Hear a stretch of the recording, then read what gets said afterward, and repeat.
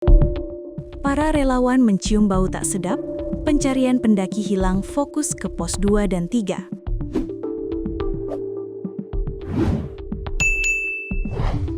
Operasi pencarian atau OPSAR, hari ke-8 terhadap Yazid Ahmad Firdaus, 26 tahun, pendaki asal Desa Gawanan, Kecamatan Colomadu, Kabupaten Karanganyar, difokuskan di pos 2 dan pos 3 pendakian Bukit Mongkrang, Senin 26/1/2026.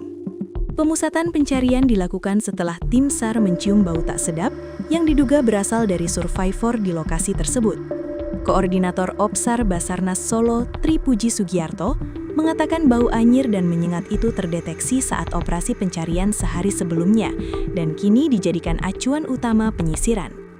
Bau itu tercium sejak kemarin, oleh karena itu dalam OPSAR ini kita fokuskan ke pos 2 dan 3, kata Tri, Senin 26/1/2026.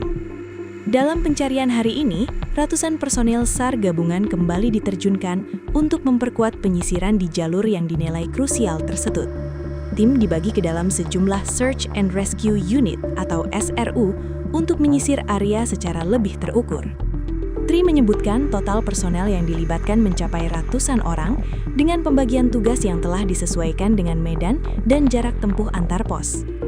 Sebagai informasi, jarak dari base camp pendakian Bukit Mongkrang menuju pos 2 atau Candi 2 sekitar 1,5 km.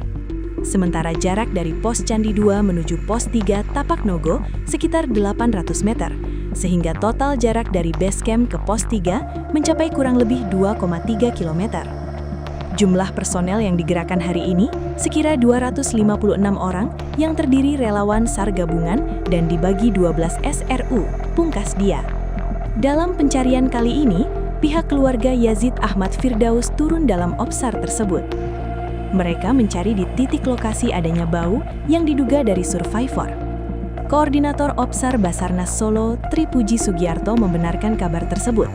Hari ini keluarga survivor memutuskan untuk ikut naik mencari keberadaan survivor, kata Tri Puji Senin 26/1/2026. Tri Puji mengatakan, pihak keluarga yang naik ada sekitar 11 orang.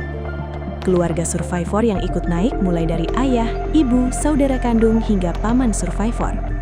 Dia mengatakan, keluarga naik pukul 8.30 WIB dan tiba di pos 1 pukul 9 WIB.